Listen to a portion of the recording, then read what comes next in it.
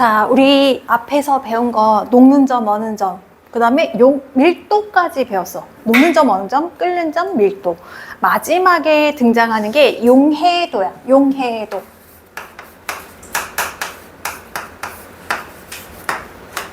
이게 녹는 정도라는 거거든. 자, 이때 녹는다, 녹지 않는다의 차이점 뭐냐면 소금이라는 용질은, 녹는 물질은 물하고 아주 잘 섞여서 잘 녹거든. 그러면 얘네가 하나처럼 보이는 투명한 소금물을 만들어내. 이때 용어들이 있어. 물에 녹는 물질, 이거를 줄여서 용질이라고 해. 용자가 녹는다는 얘기야. 자, 그리고 녹이는 물질, 요거는 용매라고 해. 그리고 얘네가 녹는 과정을 용해라고 하고, 하나가 된 것을 용액이라고 한다. 옛날에 퍼센트 농도는 학교에서 배우지 않았어? 수학에서? 농도 한 번씩 배웠지? 수학에서 배워, 안 배워? 몇 학년 때 배우지? 5학년 때 배워 벌써? 6학년? 그래? 5학년 때 퍼센트 농도를 배워? 수학에? 오, 100분율 맞아. 자, 소금이 물과 만나서 소금물이 될 때는 얘네가 하나처럼 들어가야 돼. 그래서 이때 용액의 특징은 섞여져 있는 혼합물이라고 하는데, 투명하게 서로 잘 섞여져 있는 걸 우리는 균일 혼합물이라고 해. 그래서 균일 혼합물의 일반적인 성격은 투명해. 투명 파랑이거나 그냥 물처럼 투명하거나, 이런 걸 우리는 균일한 혼합물이다 라고 하거든. 이때 소금 입자와 물 입자 사이에 서로 잡아당기는 힘이 작용해서 고르게 섞인 것을 우리는 녹는다, 용액이다 라고 해. 자, 얘가 20도씨에 물이 있어. 물은 물 입자로 이렇게 구성이 되어 있다 했어. 그리고 입자는 온도에 따라서 뭐가 달라진다고 했지? 온도는 무엇을 뜻한다? 열? 열 에너지는 무엇을 뜻한다? 입자의 운동, 활발한 정도.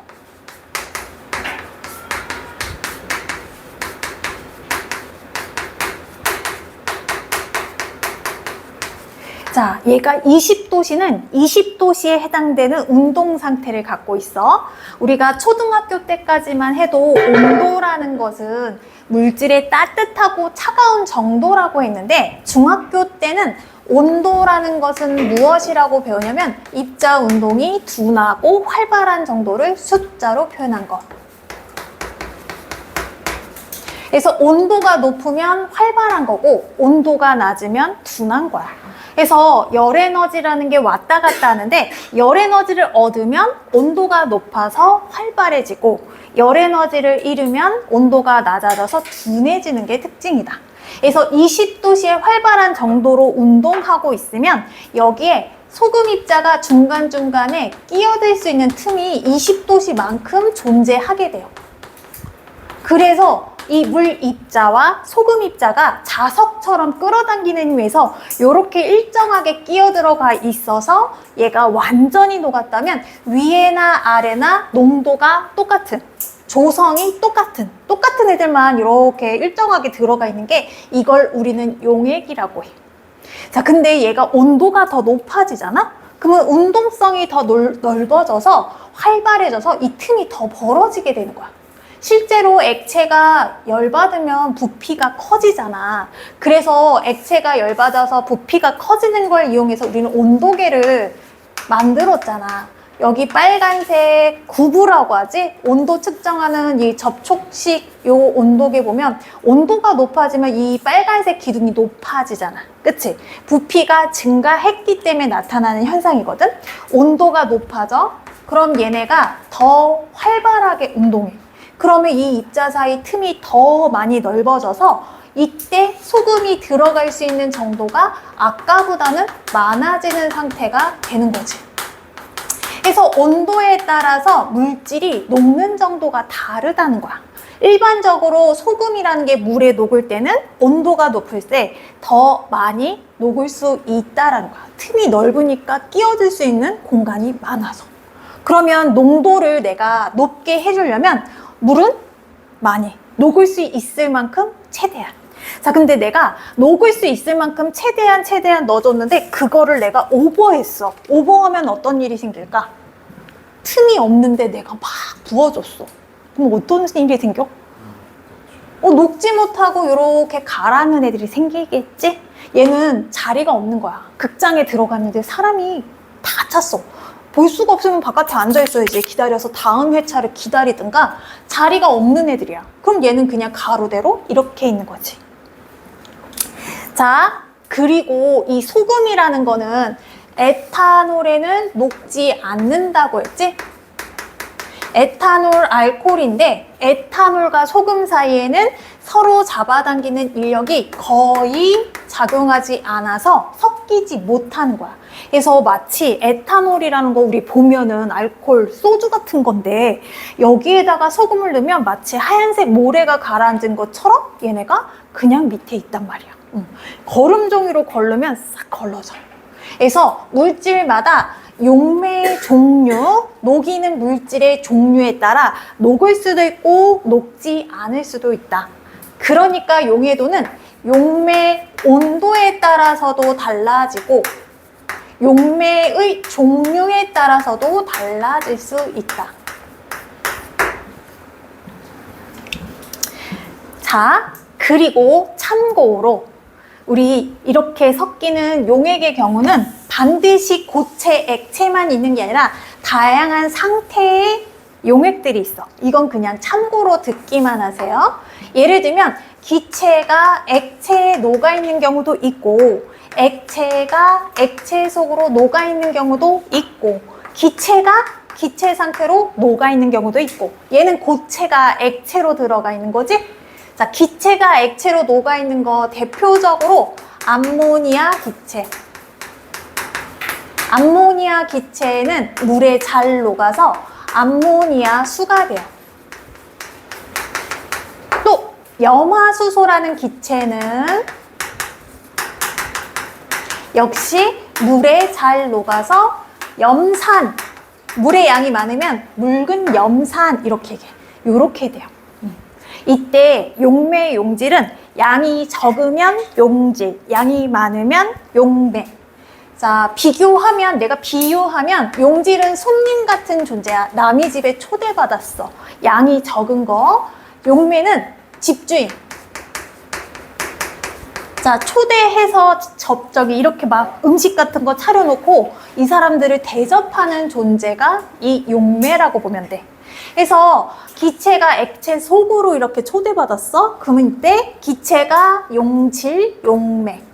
그리고 우리가 커피에는 아이스 아메리카노에는 옛날에는 설탕가루를 주긴 했지만 요즘은 시럽을 줘. 시럽이 훨씬 더 잘 퍼지기 때문에 그렇거든. 이때는 시럽이 용질, 물이 아이스 아메리카노, 커피가 용매가 되는 거지.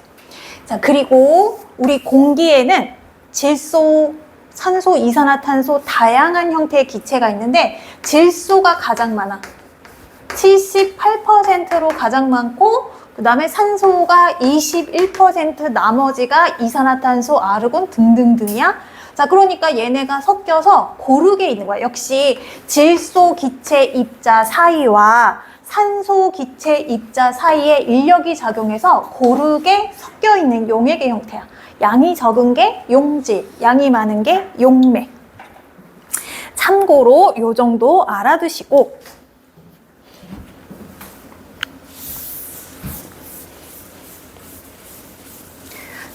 그러면 이제 녹는 정도를 우리가 비교해야 되는데 완전히 녹을 때가 있고 그 다음에 완전히 녹아서 녹지 못한 게 가루로 가라앉을 때도 있고 더 녹을 수 있는 상태도 있어.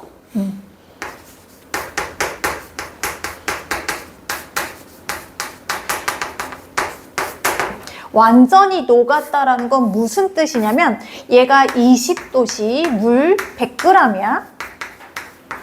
그럼 20도씨에 해당되는 운동 상태를 갖고 있고 여기에다가 내가 소금을 집어넣을 거야. 자, 근데 소금이 요만큼 들어가서 빈자리가 몇 개냐면 여기. 이걸 뭐라고 하냐면 우리 엄마가 밥을 줬어. 너무 맛있어. 그래서 다 먹어 치웠어. 그러면 엄마가 더 먹을래? 이런 얘기 하잖아. 그치? 더 먹을래? 요 정도야. 완전히 녹았다라는 건 다 먹어 치웠을 때 더 먹을래? 이걸 뭐라고 하냐면 아직 그 다음에 포화라는 말 자체는 가득 찼다는 얘기거든. 근데 불포화라는 건 아직 덜 찼다라는 거야. 더 먹을 수 있어요. 더 먹을 수 있어요. 이걸 불포화라고 하는데 문장에서는 가루가 완전히 녹았다라고 표현해. 불포화 용액이다라는 표현을 대신 완전히 녹았다라고 표현을 해. 자, 그러면 똑같은 온도에 물은 같은 온도면 같은 물질이면 같은 운동 상태를 갖고 있어. 자, 여기에 들어갈 수 있는 공간대로 얘가 싹 다 채웠어. 그럼 이걸 뭐라고 할까? 그치. 얘는 이제 포화라고 해. 포화. 우리 왜 배부르다라는 말이 있는데 포만감이라고 하잖아. 요즘은 단백질을 먹어야 포만감이 오래 가서 음식 먹는 횟수 양이 줄어든다. 다이어트 할 때는 단백질 이런 거 많이 먹어라 이런 얘기 하잖아. 이 포가 가득 찼다라는 얘기야. 포. 자, 똑같이 물 100g에 물이 양이 점점 드네. 여기에 자 이렇게 넣는데 녹지 못하고 가라앉은 애를 내가 파란색으로 이렇게 표시할게. 이건 뭐라고 하냐면 넘쳤다라는 얘기야. 과포화. 그래서 책에는 과포화라는 용액이 다른 교재는 안 나와 있기도 해요. 근데 녹지 못하고 가라앉아 있는 거 과포화.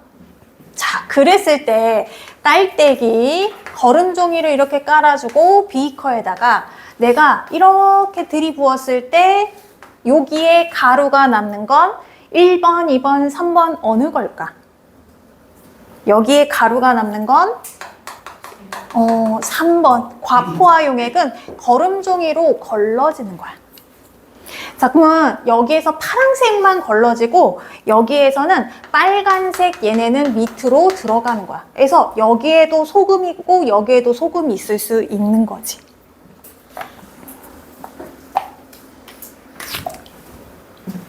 자, 근데 내가 여기다가 100g이라는 말을 붙였네? 이게 없으면 안 돼? 이게 없으면 안 돼? 100g이란 양을 왜 내가 이렇게 했을까? 이유가 있을 텐데. 100g. 응? 모르겠어? 예를 들면 얘는 50g이라고 적어놓고 얘는 100g이라고 그러놓고 내가 녹을 수 있는 양을 비교하면 비교가 돼? 안 되지. 녹을 수 있는 공간이 얘가 수영 성수라고 하면 녹을 수 있는 공간이 정해져야 돼. 이 수영장에는 몇 명이 수영을 연습할 수 있어 라고 하려면 공간이 이렇게 정해져 있어야 돼. 그래서 들어갈 수 있는 용배의 양이 이렇게 똑같아야 용질만 비교해서 얼만큼 그 온도에 얼만큼 최대한 녹을 수 있는지 그 양을 우리가 알 수 있다는 거야. 그래서 물질마다 특정 온도에 입자 사이에 끌어당기는 요 인력이 일정해. 그러니까 녹을 수 있는 최대량, 포화량이 이렇게 정해져 있어서 용해도는 물질의 특성이다라고 하는 거지. 자, 용해도는 물질의 특성이다라고 하는데 모두 우리가 물 100이라는 기준을 정해놓고 물 100에 최대한 녹을 수 있는 용질의 그람수만 딱 표시하는 걸 우리는 용해도라고 해. 예를 들어서 물 100에 소금이 20도씨에 37g이 최대한 녹을 수 라고 하면 이 소금의 20도씨 용해도는 뭐라고 적냐면 군더더기 다 빼고 37이다. 단위도 안 써. 이게 용해도라는 거야. 온도는 꼭 표시해줘야 돼. 온도에 따라 달라지니까. 용해도란 용매 100g에 최대한 녹을 수 있는 용질의 그람수다. 그러면 만약에 얘가 100g이 아니라 200g이라고 하면 소금은 몇 g이 녹을 수 있어? 74 늘어나겠고, 그 다음에 50g이라고 하면 이것의 절반 15, 18.5 이렇게. 그리고 이렇게 딱딱 계산이 떨어지지 않고 90g에는 몇 g 녹을 수 있는지 이렇게 물어보기도 해. 왜냐면 100g에 얘가 37이었는데 90g에는 몇 g 녹을 수 있는지 이렇게 비례식 이용해서 풀 수 있죠. 그죠? 비례식은 배우셨잖아. 그지? 이런 문제는 근데 잘 안 나와. 잘 안 나오지만 원리를 이용하면 풀 수 있는 문제예요.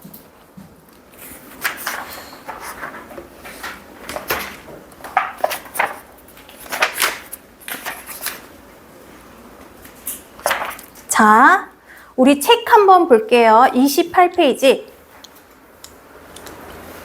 물과 같은 용매, 소금 등의 용질, 고르게 섞여 있는 현상. 여기서 고르게 섞여 있는 현상을 균일 혼합물이다 라고 바꿔서 쓸 수 있어요. 자, 녹이는 물질을 용질, 녹는 물질을 용질, 녹이는 물질을 용매. 용질이 용매에 고르게 섞여 있는 것을 용액이라고 한다. 흙탕물이나 우유 이런 거는 우리가 불균일 혼합물이라고 해서 용액이라고 하지 않아요. 자, 왼쪽 용매가 액체가 아닌 용액. 찬이? 찬이 읽어봐봐.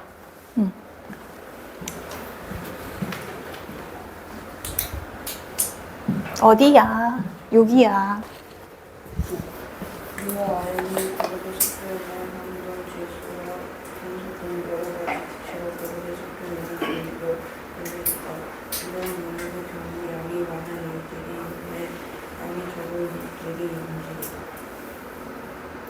자, 양이 많은 게 용매, 양이 적은 게 용질.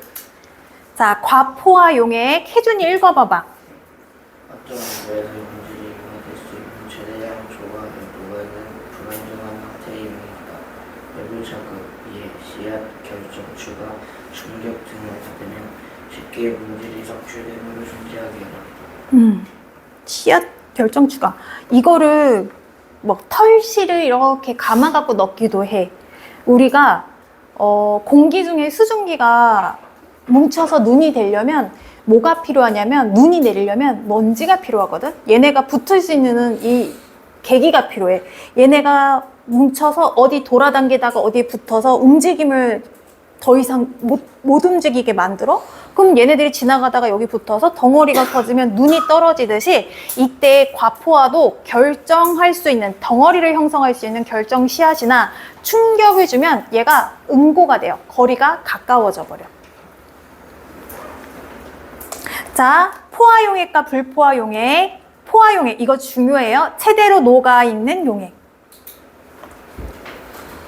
불포화용액, 적은 양의 용질이 녹아있는 용액. 그래서 포화는 뭐라고 표현하냐면 이해가 안 가. 뭐라고 하냐면 결정이 맺히기 시작하는 상태라고 해.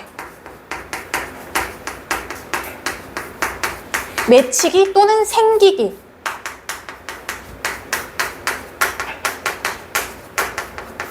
자, 온도를 살짝, 조금만 용질을 조금만 넣으면 바로 얘가 덩어리 결정, 녹았던 소금이 다시 고체 소금으로 등장하는 이 상태를 우리는 포화라고 해. 마치 그것과 똑같아. 조금만 더 먹으면 토할 것 같아. 남자애들은 그렇게 많이 먹지 않니? 먹고 토해보지 않은 사람 있어, 남자애들?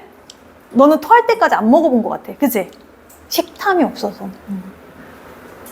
아, 미안해. 누구를 딱 우리 아들들은 둘 다 먹을 걸 너무 좋아해. 갖고 뭘 먹으면 주체를 못해. 갖고 엄청 많이 먹고 토할 것 같아요. 이 말을 엄청 자주 하고 실제로 토하는 것도 봤어. 뷔페집 가고 창피해 죽는 줄 알았어.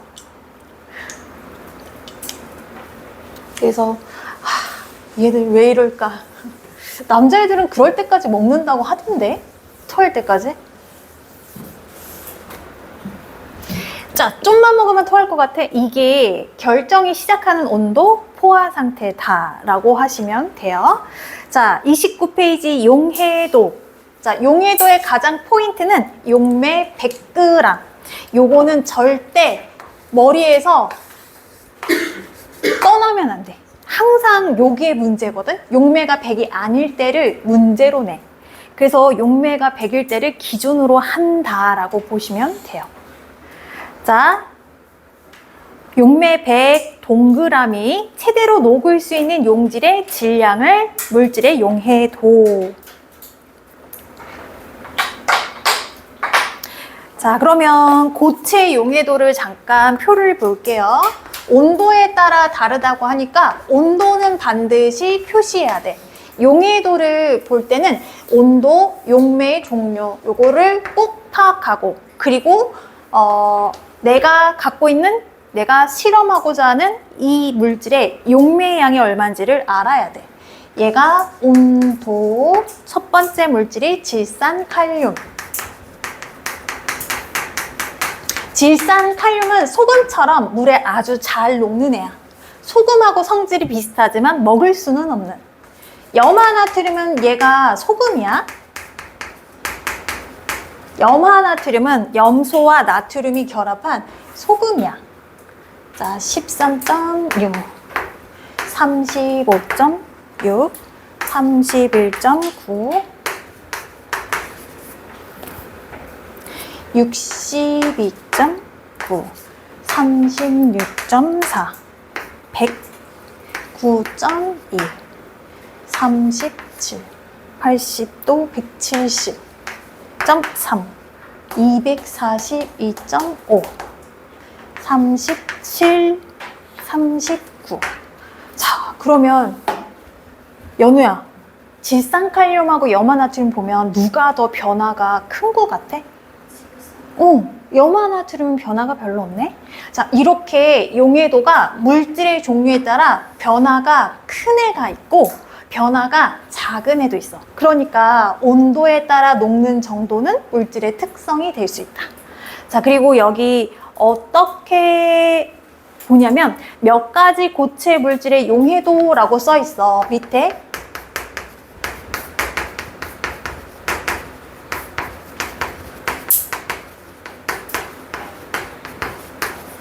자, 그리고 뭐라고 단위가 펴져 있냐면, 자, 그램 적어주고 물 100g 이렇게 되어 있어. 물 100g에 최대한 녹을 수 있는 용질의 그램 수를 표시한 거다. 자, 그러니까 얘는 물 몇 g에 녹아 있다는 얘기야? 60. 물? 160, 109라고 적혀 있고, 자, 물 몇 g에? 모두 다 100g. 얘도 물 100g. 얘도 100g. 얘도 100g. 얘도 100g. 얘도 100g. 얘도 100g. 얘도 100g. 그러니까 내가 지금 이거를 이렇게 써야 돼? 얘네 모두 다 100g에 녹았다.